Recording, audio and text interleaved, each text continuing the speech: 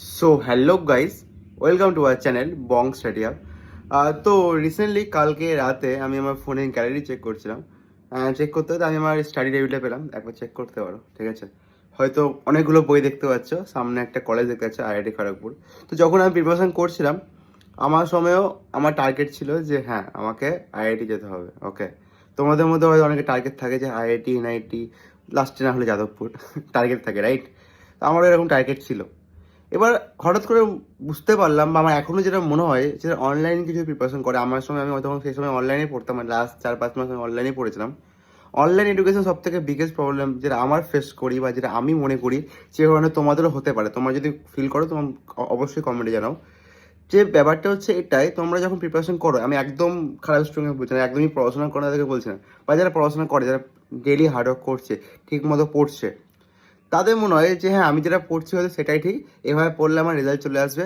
Target থাকে অনেকেই, যাদবপুরে সিএসসি তো মিনিমাম পেয়ে যাবো কিছু না হলে, মানে কনফিডেন্স লেভেলটা অনেকটা হাই থাকে। মানে মনে হচ্ছে আমি অনেক কিছু অ্যাচিভ করে ফেলবো, ভালো কোশ্চেন, খারাপ বলছি না, মনে হচ্ছে আমি অনেক কিছু অ্যাচিভ করে ফেলবো।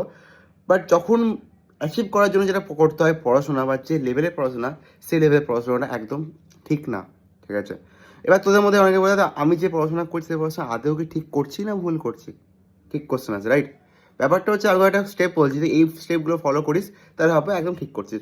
ফার্স্ট স্টেপ, তুই যদি দিনে 12 ঘন্টা পড়িস, ফার্স্ট স্টেপ তোকে এখন থেকে 10 থেকে 12 ঘন্টা পড়তে হবে।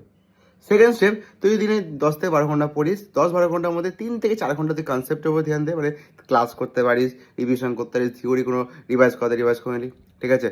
বাকি টাইমটা তুই দিবি হচ্ছে কোশ্চেন প্র্যাকটিসে, সেটা তুই পিআইকিউস হোক, ঠিক আছে, সেটা তুই আমাদের মক টেস্ট হোক, তোদের কোনো কোশ্চেনের মক টেস্ট দিতে পারিস, বা আরও কিছু ইম্পর্টেন্ট কোশ্চেন বই যেটা ডাব্লিউবিজি ওরিয়েন্টেড সেই কোশ্চেনগুলো করতে পারিস, সেটা তুই মিনিমাম 3 থেকে 4 ঘন্টা দিবি। বাকি টাইমটা তুই সপ্তাহে 1 দিন বা 2 দিন করে তুই মক টেস্ট দিচ্ছিস, ঠিক আছে? বাকি টাইমটা তুই আরেকটা মোস্ট ইম্পর্টেন্ট তুই রিভিশন করছিস। তো যদি প্ল্যানার এরকম থাকে তাহলে ভাববো হ্যাঁ তোর পড়াশোনা ঠিকঠাক চলছে। তো যদি এরকম করিস 10 ঘন্টা পড়ছি, 6-7 ঘন্টা লেকচার দেখছি, বাকি 1-2 ঘন্টা কোশ্চেন করছি, কোশ্চেন হচ্ছে না, কোশ্চেন না হলে কী করবো বুঝতে পারছি না, ডিপ্রেস হয়ে যাচ্ছি, তাহলে তো পড়াশোনা ঠিক চলছে না। তুই যত ট্রাই করে যাদবপুরে সিএস, যাদবপুরে আইআইটি, কিচ্ছু হবে না। এটা রিয়ালিটি। ডিমোটিভেট করছে বা সেটা সত্যি, ওটাই বলছি। মানে অ্যাজ এ যেই aspirant, as a WBG aspirant, যে ফিল্ডটা আমি করেছিলাম, যে আমি ভাবতাম যে আমার হয়ে যাবে না হয়ে যাবে, বাট আমি যে মিস্টেকগুলো করতাম সেটা আমাকে বলার মতো কেউ ছিল না।